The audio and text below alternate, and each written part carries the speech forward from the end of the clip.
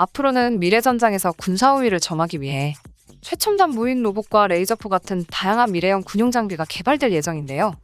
특히 그 중에서 군사 강대국들이 전력을 다해 개발하는 무기가 있다고 하죠. 그건 바로 극초음속 미사일입니다. 낮은 고도에서 마하 이상의 속력으로 비행하는 미사일들을 보고 극초음속이라고 부르는데요. 빠른 속도만큼 파괴력도 강해 많은 국가들이 개발에 목을 메고 있다고 합니다. 하지만 적을 정확하고 빠르게 타격하기 위해선 정교한 기술력을 가지고 있어야 하는데 그렇지 않다면 그 무엇보다 개발하기 어려운 미사일이라고 하죠. 그런데 얼마 전 이런 극초음속 미사일을 한국이 개발에 성공시켜 전 세계가 경악을 금치 못하고 있습니다. 미국도 거듭 실패한 이 실험을 한국이 아무런 문제 없이 해내다 보니 주변국들의 충격이 만만치 않은데요. 특히 극초음속 미사일 기술에서 높은 위치에 있던 중국 정부는 방심하고 있다가 한국이 이 기술을 성공시키자 몹시 당황한 기색입니다. 전 세계를 경악하게 만든 한국의 놀라운 기술력 바로 만나보시죠. 비정상적일 정도로 빠른 속도로 날아가는 발사체에 중국인들은 일제히 환호합니다. 중국이 극초음속 발사체 실험에 최종적으로 성공했던 것인데요. 비밀리에 진행된 이 실험이 공개되자 미국 정부에선 중국의 이번 극초음속 미사일 실험 성공을 인정했고 서방 국가들은 현재 불안에 떨고 있는 상황입니다. 극초음속 미사일은 앞서 설명드린 것처럼 비정상적이게 빠른 속도로 적을 타격할 수 있는 무기인데요. 이 무기의 최대 장점은 적의 미사일 방어 시스템을 꼼짝 못하게 만든다는 점입니다. 워낙 빠르고 레이더에 잡히지도 않기 때문에 지금의 미사일 방어 체계로는 막을 수가 없는 것이죠. 그렇기 때문에 바이든 대통령도 미국의 극초음속 미사일 실험에 대해 이례적으로 언급하며 중국과의 경쟁에서 이기기 위해 반드시 극초음속 미사일이 필요하다라는 말을 남길 만큼 해당 미사일 실험은 굉장히 중요한 과제입니다. 하지만 미국은 극초음속 발사체 실험을 거듭 실패했고 지금까지 쌓아온 군사강대국 체면을 계속해서 구기고 있죠. 이런 상황에 중국은 미국의 실패에 대해 어떠한 반응도 보이지 않았지만 미래형 발사체 개발 경쟁에서 미국보다도 빠르게 앞서 나갔다는 사실에 중국 정부 내부에선 지금 자축하고 있다는 소문이 돌고 있습니다. 그러나 이것도 잠시 미국을 이겼다고 웃음 짓던 중국에게 충격적인 소식이 전해졌죠.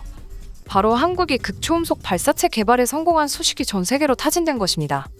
미국도 실패한 실험을 한국이 성공해낸 것이죠.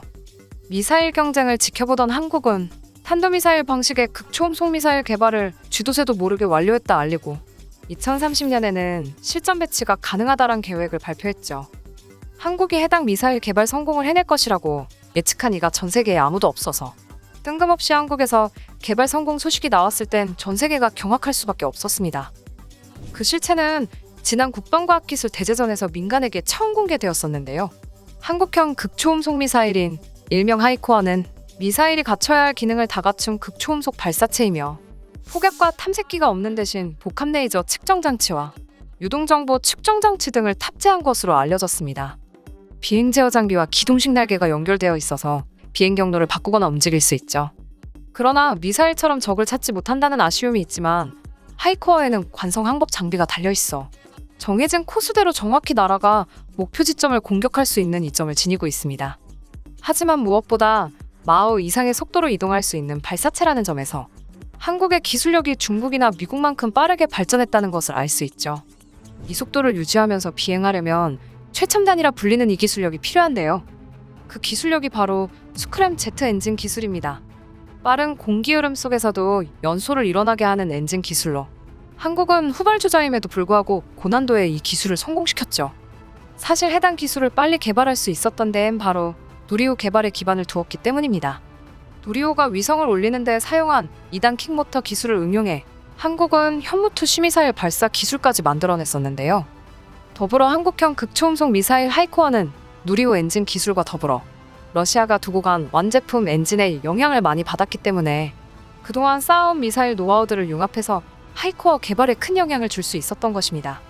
때문에 일각에선 얼마 전 누리호 발사 시험 때 더미위성이 대기권에 재진입한 것이 하이코어를 염두한 실험이었다는 이야기까지 나와 일본에선 지금 미국 주도의 미사일 기술 통제체제 MTCR에 걸리는 것 아니냐라는 의견까지 내오고 있는 상황입니다.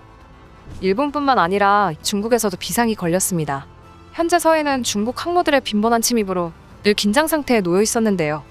한국의 극초음속 미사일을 서해에 배치하게 된다면 주변을 침범하는 중국 항모들을 모조리 견제할 수 있습니다. 아무리 중국 항모가 크더라도 몸을 사릴 수밖에 없죠. 또한 군사 전문가들은 한국에서 하이코어를 발사하면 베이징은 3분, 상하이는 2분이면 도달할 수 있다고 설명한 바 있어. 항상 한국의 미사일 기술을 무시해왔던 중국 정부에 완전히 날벼락이 떨어진 셈입니다. 한국은 하이코어를 개발하고 있었다는 사실을 국가 기밀로 취급하며 언론에 공개하지 않았었는데요. 그 이유는 이런 어마어마한 무기가 만들어진다고 미리 발표해버리면 주변국의 반발 또한 엄청날 것이기 때문에 은밀히 진행했던 것이라고 합니다.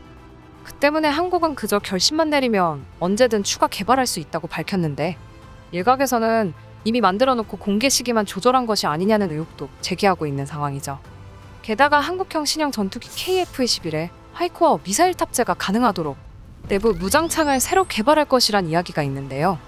항모킬러로 대규모 시위가 가능한 이 기술이 실현된다면 중국은 앞으로 한국의 눈치를 심할 정도로 보게 될 것이고 중국에게 대한민국은 정말로 두려운 존재가 되는 것입니다.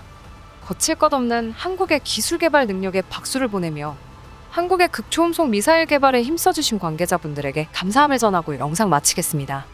이상 비바튜브였습니다. 감사합니다. 구독, 좋아요는 잊지 말아주세요.